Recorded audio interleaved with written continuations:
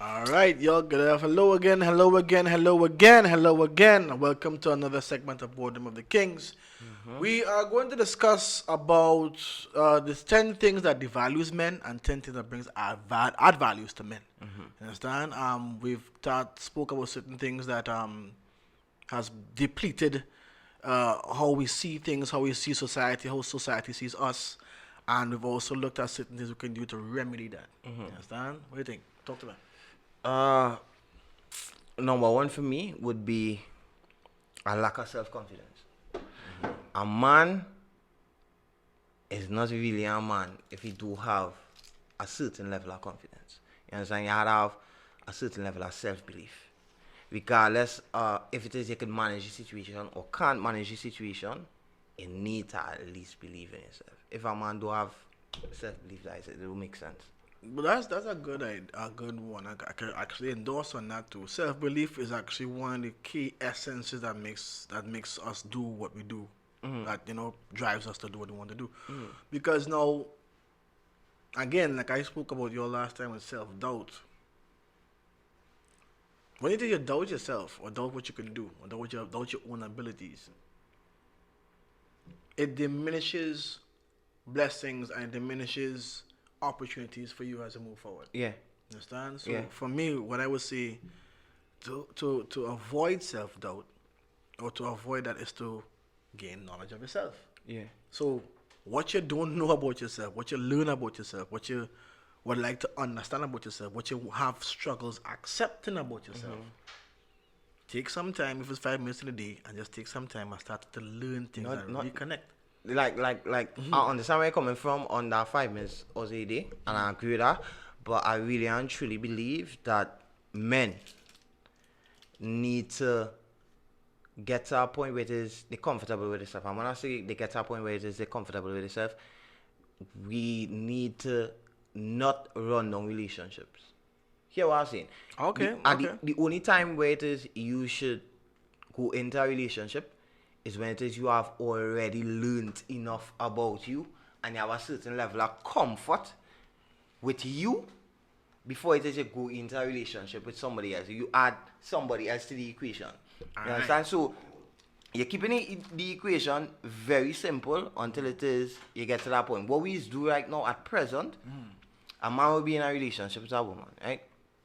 And he don't fully understand himself. No. And because you don't fully understand yourself, you're not anywhere close to understanding somebody else. You understand? So you don't understand you don't understand the other person, or you have a whole set of friction going on back and forth. You're not growing because you don't understand yourself, and the person don't understand you neither. When you're not growing, you have a tendency to do the same mistakes over and over. Right, and in a sense of complacency, you fall back into a Right. definition of insanity, the whole nine. Yeah. So, if it is we could get to a point where it is we get comfortable with us before we go into a relationship, chances are the relationship will be a better relationship, a stronger relationship. We'll be more independent in said relationship. What we do right now is that we go into a relationship, spend time, the relationship will fail because at the end of the day, nobody don't know nobody in the relationship, and then we come out of the relationship, and because of that lack of self-belief or self-worth, you jump right back into our next relationship because at the end of the day, you don't want to be alone. You're not comfortable with self. Let me also add to that. See, especially about self, right? Now, a lot of persons, especially us, well, I won't go into the demographic, but we always tend to believe that, okay, it's always the other person that made the mistake, and we don't take responsibility. So one of the things I also would say, especially in enhancing a man, is taking responsibility for your actions, whether it was intentful or not. Yeah. Because most times, not all the time, you have to be true to yourself. And in order for you to be true to yourself, you have to accept responsibility for that occurred. I also would say that whenever it is you, like say when you was in a relationship and you're getting involved and you are not actively pursuing an evolution of self, you're going to continue making the same mistakes. Yeah. It's a good one. You understand? How does a man get confident? Is it confident to ask for help? And to know when to ask for help You see, this is what comes with personal responsibility. When it is you accept responsibility that this is what it is you have to do, and what you have to do means asking for help, then that's where you. It's like it's an energy, a vibration that you're upon. You're on a specific frequency. You're not where you used to be anymore. You're not the kind of guy that will say, you know what, F everybody, I don't have time for anybody. I go just do me and to hell with everybody. They had to accept me. That's why it is, or that's how it is. Right. And that's the mindset we have to break away from if it is you want to have a prosperous relationship in anything or in anyone that we're going through. As well as if we want to break away from something, that means we want to head towards something else. Right? And one of the best things a man could do for himself is find things that will give him a drive or a purpose. Understand where I'm coming from? When it is I see that you know you need to spend time with yourself and get to know yourself, also try a hand at different things. This is, you become confident in an area when it is you feel like you're good in that area. Go and find things and do things. You understand? Go and learn another language. You understand? Go and pick up a hobby. You understand? Read books, gather information, do different things to grow you as a person, and you would find out when it is you go out there, that confidence will come. Confidence is something that you have to do something to gain it. Okay. You can't be confident just by saying no and doing nothing. What is some of the books you read that? Anyone out there read that? That really. You start first. What's your favorite book that changed your life? What's that book that changed your life? Nah, I can't give you just one. Bro. One. Give me just give me one. Just give me your favorite. I can't give one. Give me your. No, you have to. Give me your favorite one. Start with one. Nah, give them a top three. I give you top three. I give them a top three.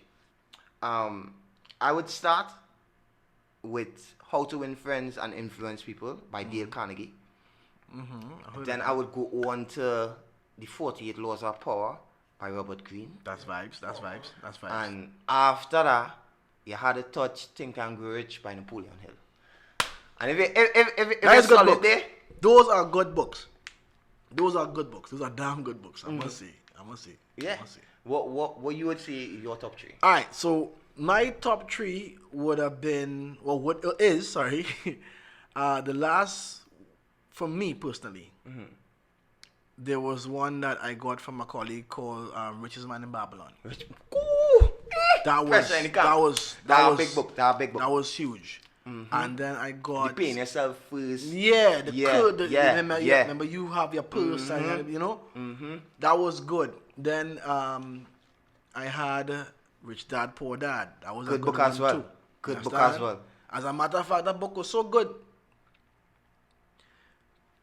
I was actually flattered to know that someone stole it.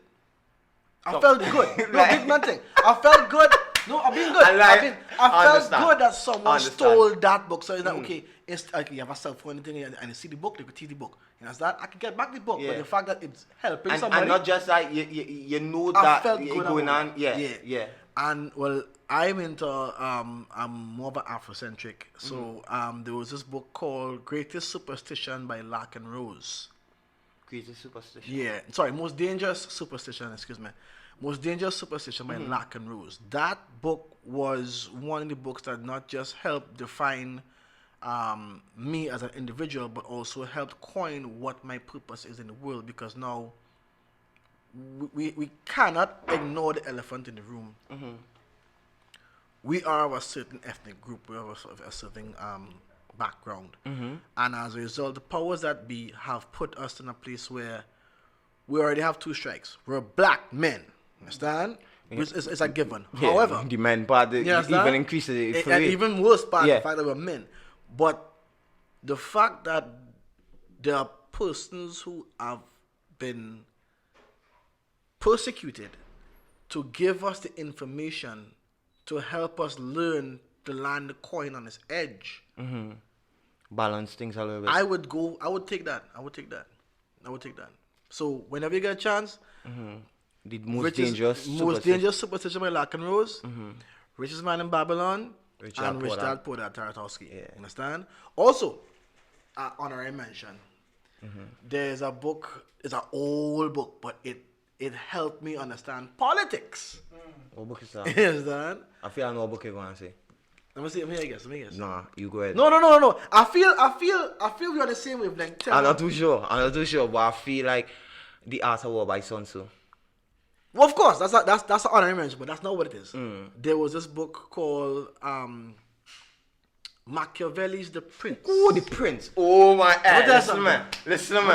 Listen, man, brother. Anybody, whether it is your historian, politician, religious figure, you read those books. It is Take going your time. to change. It is going to change your perspective. It is going to change you. It really is nothing you can do, because now when you read, persons fail to realize when you read it literally is a reprogramming. You understand? It is a reprogramming. That's why most times if you want to hide something, they say put it in our book. and it's that. They say if you want to hide something from a black person, put it in our book. And it goes back to this now. Imagine there are certain books you cannot buy. You understand? There's certain books you cannot get, but you can get almost anything online. Yeah. But those specific books you can't get them. Why? These certain books have certain types of powers to them. Yeah. Understand? And they empower you to become more maneuverable in the world that you're living in. Understand? And next thing I wanted to touch on, like with men for growth and bettering yourself as a person and enriching yourself as a man. You see the words I use. Yeah. Like words have power, and people really and truly they tend to ignore the strength and the power in words. And we see certain things and just brush it off, and you understand, but I can't afford and I poor. You see that Immediately, like when I wrong somebody and you use that statement, to me is I can't afford that right now, or will be able to afford that soon, or something like that. That same thing we used to say, correct? Because if you say that you are speaking poverty over your life, and you're dismissing it. Normal. So I poor. That's a dismissive. Come and somebody say you're crazy. Yeah. Somebody call not you crazy. poor right now, not poor. Yeah, poor. So that shit can't change. You understand? But if it's hey, I can't afford this. How can I afford it? So now you're taking some time to actively pursue. A solution based. Yeah, you're looking for solutions. This is why I keep saying, and it ties back to a different tangent. Do not come to me with a problem if you don't have a solution to it. If a problem exists and there is no solution, it becomes a fact. You have to live with that. If there's a problem exists and there is a solution, there no longer is a problem. What like every Yes, sir? every problem could be an economic solution or provide an economic solution. So in terms of finances and things of that nature, as men, do you think we need a better grasp on how we view money? I'll let you take that. I think people within the African community need to reprogram their minds totally and completely to the way we deal with money, the way we see money, and the way that we use money. But before we go there, as I was saying, words have power. That's correct. As well as when we young and we kids and we growing up, our teachers call us to the front of the class to come and do our spelling. Now if somebody was to tell you what is a spell, what is a spell? A spell is a collection of words. No, when it is somebody say that they cast a spell on somebody, that means that they spoke words. Exactly what I'm saying. So that we as people, we cast spells on our own life without even thinking about it. What you say there, bro, is hitting the nail exactly on the head. Yeah, and driving straight on the it's a different level of height. Words. Dread power. Let me even go so far as to say that to those persons who are religiously inclined or spiritually inclined. In the beginning was the Word, and the Word was with God, and the Word was God. Why is it that he used Word and God? Imagine they could have used in the beginning was the bottle, and the bottle was with God. or in the beginning with the umbrella. He could use something else. In the beginning was the rock. In the beginning was the stone. In the beginning was the word. The word is something that is spoken. It's a different energy. Sometimes you can have a conversation with somebody and you leave that conversation feeling revived, refreshed, and amazing. And then you could have a conversation with somebody else and you feeling depressed. Utterly. You understand? So as a man, before it is we go into the finances thing, as a man, I think that we need to be very careful about the things that we say about ourselves, the things that we say about our partners, the things that we say about our finances. We need to be very structured and understand that when it is we say certain things, we are calling certain things. How do we as men though? I mean, you say that we have to be careful that what is the execution process of we getting from where we are to that? We need to search our mind and see what are the things that we see that are negative. What are the things that we see that, a matter of fact, don't even look at the things that I say. Look at the things in your life that are problems. You understand? And when you think about it, think about what do you say about these things. You understand? Because chances are, if you have a problem, you have already spoken that problem. You spoke that problem into being. You understand where I'm coming from? So look at your problems, look at solutions, speak about your problems differently. You understand where I'm coming from? There's a saying that goes, and I know a lot of persons have heard it before. Speak your blessing into existence. Yeah. Speak it into your life. Speak it as if you already have it. And I've started to do that some years back, and I've started to see a lot of changes, not just what happens, but how I think about what occurs. Because now, instead of quarreling and bickering and creating the buckle among myself as to what I don't have, I give thanks and praise for the fact that what I do have. Right. And I exalt that. Right. You understand? I also was reminded that in certain regards you have to specifically word what you want in your life. You have to specifically word it. Because like I said, and I will coin what you said, when you say certain things that, okay, hey, I am this, I am that, I am this, you are actually putting the spell on yourself. So you need to be mindful of that. Be careful of your thoughts, it becomes your words. Be careful of your words, it becomes your character. Becomes your character, becomes who you are. And who you are is what you're destined to become. So we need to be mindful of that, so we have to control our thoughts. Yeah. This brother was saying, what you said about finances? Well, finances is what empowers us all in Right. terms of ability to go here, to go there, to even purchase the books that somewhere that you even have. So, what do you think are some of our perspectives on money that possibly needs to change? We especially as black people, we have a way that we connect money to evil. That's one of them. We look at, especially with other black people, it's funny, it's real funny. We would watch and say that Jay-Z is a devil worshipper. Right? Imagine but we will not say that Bill Gates or Jeff Bezos or Elon Musk is a devil worshipper. You understand where I'm coming from? Same wealthy people, they doing much more evil shit if we be 100% real. And that could be speculation. We connect having a certain amount of money to being evil. We feel that once you have a certain amount of money, that means that you must be a negative, or you must have gotten that in some negative way. You understand? It's like, look at the size of our house. Most likely they're selling drugs. That's your first thought. We have a negative connotation to money. We're actually groomed to believe that. To believe that, as well as we also, when it is we do have money, we treat it like it's something that we're not going to have for long. So we get rid of it. Sometimes we don't want to. Sometimes you're in a position where it is you might have an opportunity. You understand? And you might need money that you have here to use for this opportunity, which might give you more money here. But because you feel like, oh my God, what if the opportunity? We are afraid to take risk because we feel like money not going and be around.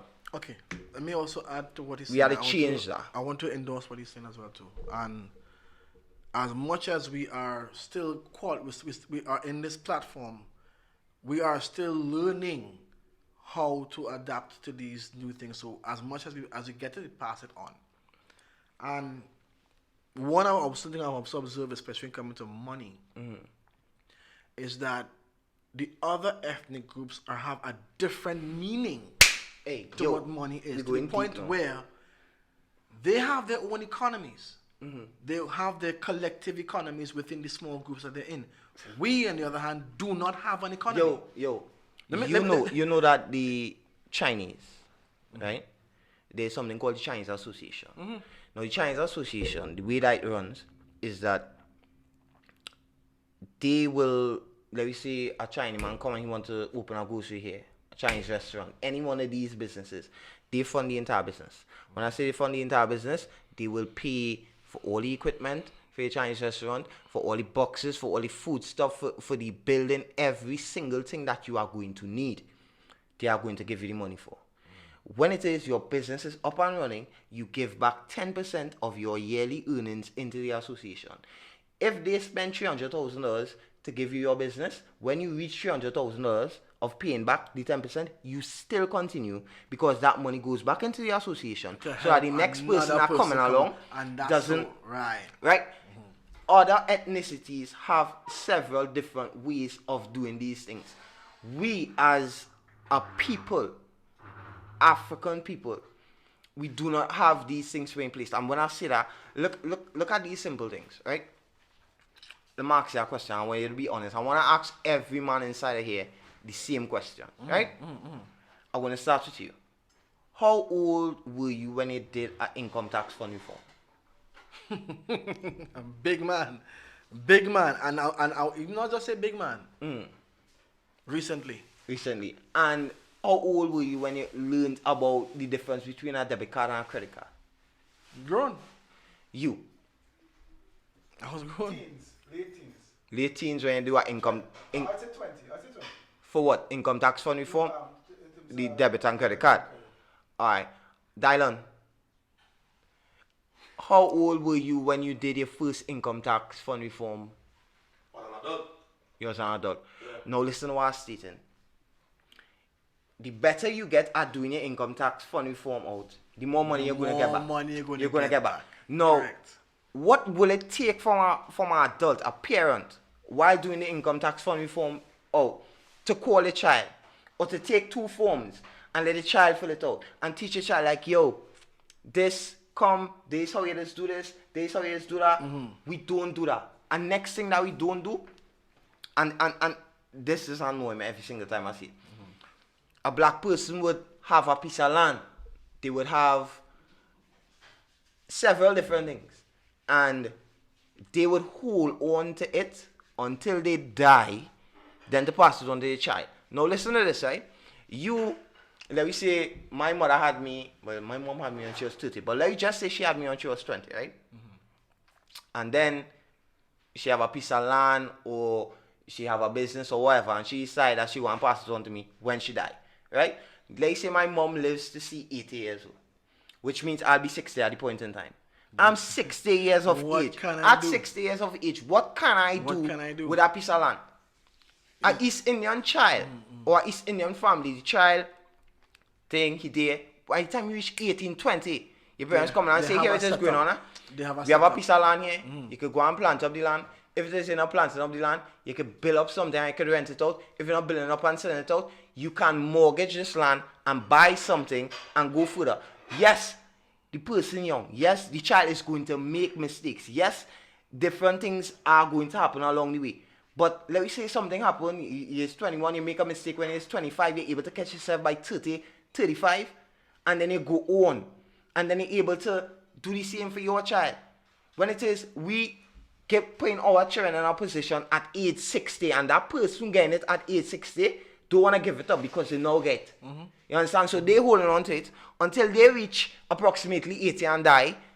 And we are being perpetually put in a position where it is. We never have active assets. We never have it. Listen, as a result, I I know grown men now in the hood who waiting for the mother to get. To get a house. To get the house. I know big men who waited until the mother died to get a house. So the transfer. But then too, that's something I do like as well. Like, that mindset where it is you waiting on something. Yeah. Let me also add to that as well too. You see, it comes right back down to what we spoke about earlier with regards to financial literacy, and I believe that has been found wanting, especially in We need in financial literacy. our diaspora and our ethnic background, our ethnic group, because now you have a completely different understanding of money from the different ethnic groups, but we, on the other hand, don't. For instance, here's a classic example, and I know persons are going to get upset for saying this, but I believe that it needs to be said. Of course. Now, we have been given or granted an opportunity Right. where the social thing is happening, right? Now, I know a lot of persons are have been affected negatively by it because of one thing and one thing only. What's that? The level of financial literacy or the level of financial dominance that we will still have to acquire in order to run these things, we don't have it. Right? And as a result now, you have these people from all walks of life or diaspora, and they come and there's admins, and they run anything in a such a way where they benefit, and the persons who are investing don't. It comes back down to the fact then that too as well carries us back even further, because we have an issue where it is we already don't trust our brothers. that is where the whole point I was getting at. So now here's what's happened, right? You have the money, but you don't see the money as a tool, you see the money as a necessity. Right. And then there's a situation or a platform that comes where it understands that this tool can be used to bring in more, but it must be observed and looked at as a tool. But everybody's looking at this as a necessity. So most of the times, if not all the time, when they want to invest, they don't want to invest their necessity. So most times, and all the time, they would not want to go into it. And then there is the financial integrity that comes with it that we do not know of. Imagine. And I've heard persons say this: if a person of the East Indian came and done that, they would join them. If a Chinese person had done that, they would join them. If a Syrian person, they would join them. They say they're not doing this thing with their own people. And it's our own people that are saying that. Sad, but true, because this is the effect of us not being able to understand finances. So now, one of the things I would say is this: moving forward, we need to learn what our finances are. Like, for instance, it says filing back the income tax and stuff like that. A lot of persons don't know what a TD1 or TD4 form. You understand? They don't know these things. Even worse, even the concept of debt. Some people think that debt is negative, but there's an aspect of debt, some call positive debt, whereby you borrow, but the money is used to develop assets. Yeah. That will Like my uncle teach me, you always say, if it is you are going to do save your money to go and buy something. No. Save your money, That's stupid. take a loan, and use their money to go and do whatever it is you have to do. You know, majority of those big conglomerates and those big people who have all the businesses and they don't ever spend their money. No. They of don't course not. ever spend it. So when it is not. we looking at the things that they are purchasing, we want to work we ass off like dogs To save. to buy that, when the truth be told, is Like- that they have been using their money as a tool, so that the money that comes in is the money that worked for them is what they are spending. But and we now assuming and we thinking, okay, hey, I'm a nice Range Rover there, boy. I want a Range Rover. But guys, the killer, these young black men right now, they would save, and then when they get the money, they go and buy the car. Consume. And now, after you go and buy this car, you have to think about the insurance for this car. You understand? But you just use all your savings to buy this car, right? Alright, cool, you get the insurance for the car. Now, if the car come and get bunks, what's going on? Where's your position? Position? What other residual income do you have to cover those expenses? Now, if it is, you had saved your money, you save a certain amount of money, and you go and borrow and put, let me say, half of your savings with half of the money that you have borrowed, and you now go and buy the car. If something was to happen to the car, you still have something that you could return to. And it just, like, it's mind-boggling to see how little information we have when it comes to finances. And I'm not speaking from a position of being like, yo, I understand. There's a lot that I don't understand. And we're still learning. I learn about debit and credit at 27 years. Imagine that. A debit card and a credit card at 27 years of age. You are not the first, and you're not going to be the last. You will not be the last. The fact that the point I'm making is when it comes down to it, with regards to how you would see your money as a necessity and not as a tool. We need to change that mindset. We need to change that, okay, this money that we're working for, we allocate a percentage of the money we're working for to invest in something that's going to bring back more money. And this is where the richest man in Babylon comes in again. Find your lean purse. Find your lean purse. You see something. If you're a young man and you're looking on, and that's what you do. If you're a young man and you're looking on and you're seeing us right now, get yourself the richest man in Babylon. And please, we live in a world where it is you can go online and get yourself the richest man in Babylon and not pay a cent for it. The book, the information that is inside of that book is going to help you so much. If you don't want to read it, there's also audiobooks. Audiobooks that you can get on YouTube as well. Open all your mind.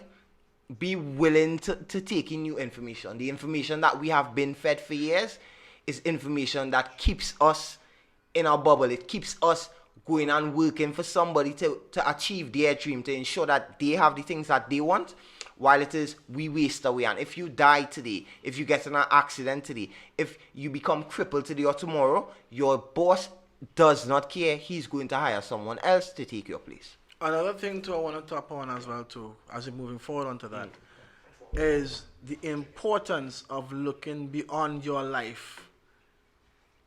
Yeah. So that you can have something for your children. Your kids. Your legacy, man. Oh my God. So you see this thing, again, we have been fed really bad, stigmatized news about insurance. True.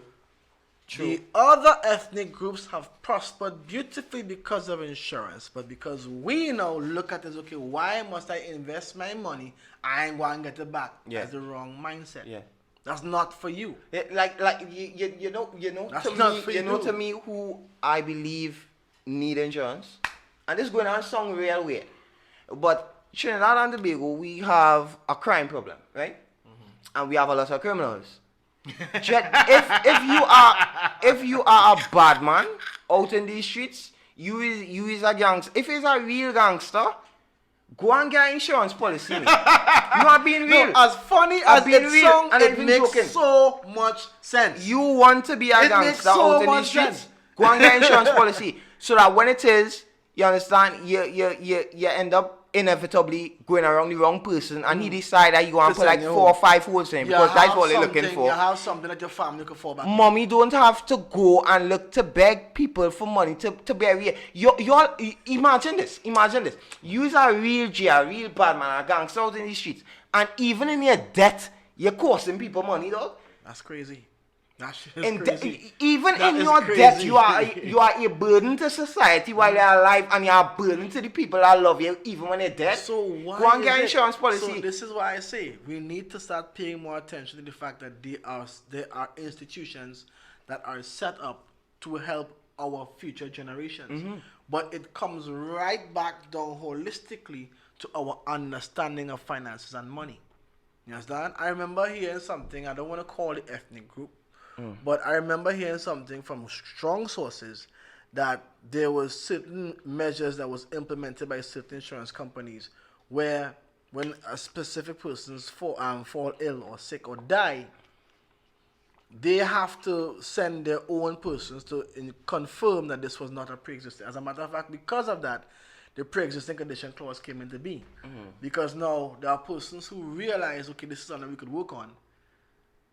I will give my life so that my family could benefit. So they will take out an insurance policy on themselves take their own lives to certain degrees, and then the beneficiary of the insurance policy go to the children, and thus wealth is built. Yeah. You understand? So if let's say, for instance, if my great grandfather had insurance, and then my grandfather had insurance, and then I have insurance now, the wealth keeps moving forward and forward and forward.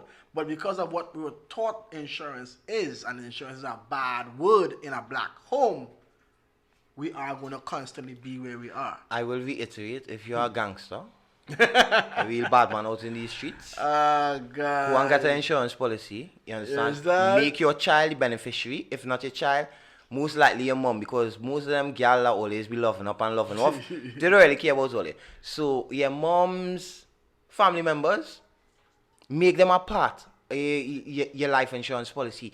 Give back to society. If you're going to be a burden for the entire time that you're here, at least in your death, let people be able to celebrate now, please. You understand that? Just want to put it out there. I respect that. Also, one final thing I want to talk about is regards to how to become more marketable, especially when coming to your image As a man. as a man. Talk to them. Is extremely them. important. You know, I mean, everybody has their drawbacks and it's a given. Everybody will have it, but you want to be perceived a certain way. You never get a second chance to make a first Listen, impression. I want to talk to you about you want to finish what you're saying? No, I could go into something. Please, I'll come back to that. No, pre 2015, right? You could have catch me with my pants off my ass, lying on the block. You understand? For the this love and the other. of and, God. And my uncle pulled me aside. I'll never forget the conversation. He was like, "How do you know a police officer when you see a police officer? How do you know a man or a woman is a police officer you are?" And I was like, I was thinking about it. He was like, "How do you know an army officer and how do you know a police officer?" I was like, "The uniform." And he was like, "Yes, the uniform." He says, "You, as well as other young men like you, are also wearing a uniform. When you walk with your pants off of your ass like that, That is a that is your uniform. You are telling the police, hey, here I am, Tell come, them search again. me." I want you to say it again, please. It is a It uniform. is a uniform. You'll need to understand that this is a target. You're putting a target on your yourself. back. Sometimes, and that Jesus. might even be a lifestyle, because at the end of the day, yes, my pants was off my ass, but I wasn't out here running drugs. I wasn't out here doing anything illegal. But you attract certain things by the way that you carry yourself. So pre-2015, I was never used to dress like I would dress a certain way. I'd carry myself a certain way. And a situation had taken place. And when that situation had taken place, it had this police officer who was involved in getting that situation, the police officer, and that man made it that every single time him and his batch or people that he knows saw me, they would just stop, search me, now, hey, where they gone today, boy, this and the other, and continuously. My mom was studying law. Okay, good. She almost finished with what she was doing. And she had some law books. And the law books was just lying around the house. Beautiful. I started to take my mother's law books and place them into a book bag. And anytime I'm leaving home, I leave them with the book bag.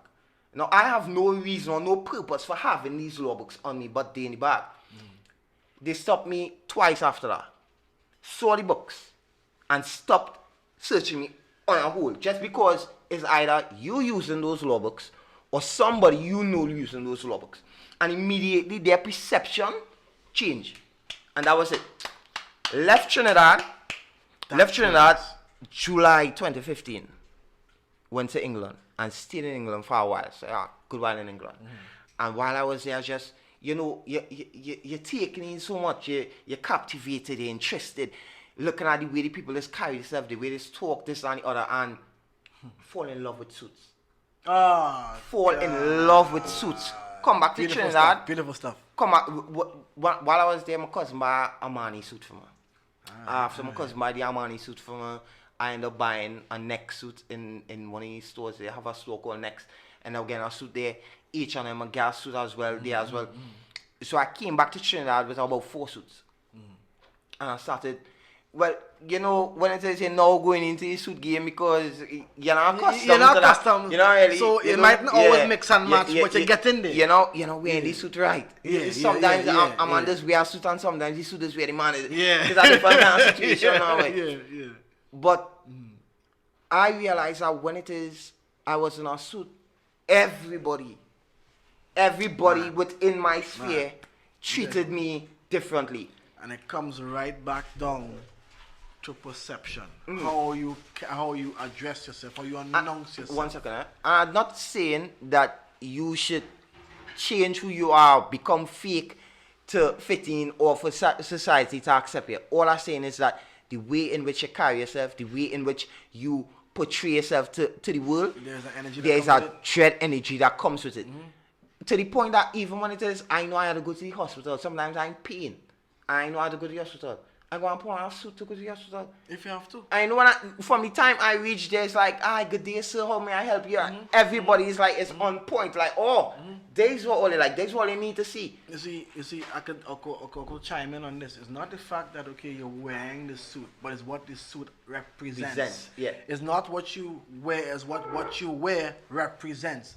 And most times and often, persons are wearing certain clothes or presenting themselves in certain ways that they are unaware of what it represents. Imagine a young man who has all his passes and he has a double distinction, double diploma, double degree, double major, if you want to call it that. Yeah, that's what we call it.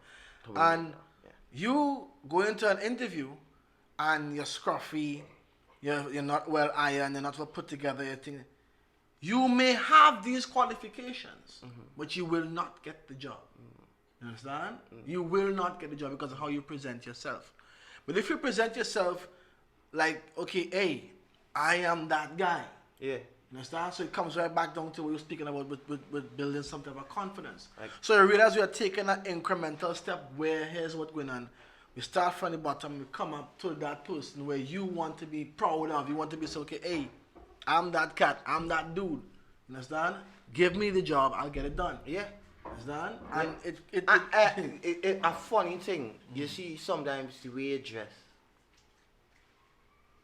will change you yourself because of the change you. energy that people, It will the change way that you. they react to you, It you will yourself, change you. walking with your, Dan, when I put on a suit star, I used to walk different dog. My girl used to be like, hey, Jerry, Aye. you see every time you put on that, you used to have this kind of arrogant walk. And she not even lying because, I used to feel like I see shit and the father. Alright, let me show you something, right, King? So there was this one time I was working in a club way back many moons ago on Marketable Road. Most persons gonna know that club. Understand? If you're old enough. And I went to do a function. And I had a blazer. I had a nice blazer with the thing. I had cufflinks, I had a hat, the whole nine. You know your boy look GQ fresh to death, nothing more, nothing less. So I step in the club. I say, you know what? I'm feeling jiggy tonight. I want to buy a bottle of Jack by myself. Me alone. So I step in the club, swipe my card, got a bottle of Jacks. Got a chair, the whole pale thing, and I just sit in the corner there and just, bruh, let me tell you something. I have never got so much attention from chicks that was coming there before. I know them too. They just started to come at your boy. You understand? Fellas now watching me different, like where he come from, who is this dude, why he doing it like that? You understand? Point I'm making is that these things is change how persons perceive you. And the fact that persons are perceiving you differently and you get a different energy from them, Makes you will want it. Yeah. You will continue to want it. So it all coins back down to how you see yourself, how you perceive yourself. Are you perceiving yourself as a peasant, or are you perceiving yourself as a king? And this is what this is for. Anyway, last one. One more thing that I want to put out there. What is all to put out there, boy? I knew it had something important I wanted to put out there. It's happening. I know that it's happening sometime. Yeah. Be very conscious of your diet. Yeah. Right? For real. I want to tell all you, and I want all you to understand what it is I say now. Be very conscious of your diet. And when I say diet, I'm not speaking about your food. Be conscious of the music that you listen to. Be conscious of the people that you allow in your space. Be very conscious of the things that you watch on television. Be conscious your diet. Everything that you consume becomes a part of you, and you also reproduce it in some way. So if it is you want to be the best, you need to be surrounded by the best. You need to eat the best. You understand? To feel the best, you have to do the best. And the best can only get better. And I want to leave all you on this note. We all are the future, living in the present. And if we work together, we can make history. And we out there. All right, yo. Remember to like, hit subscribe. At the end of the day, this is what we do. We try to put our energy out there. Hopefully y'all enjoy it. You know where we are? Good seeing y'all. Remember, it's the Boredom with the Kings. Peace out.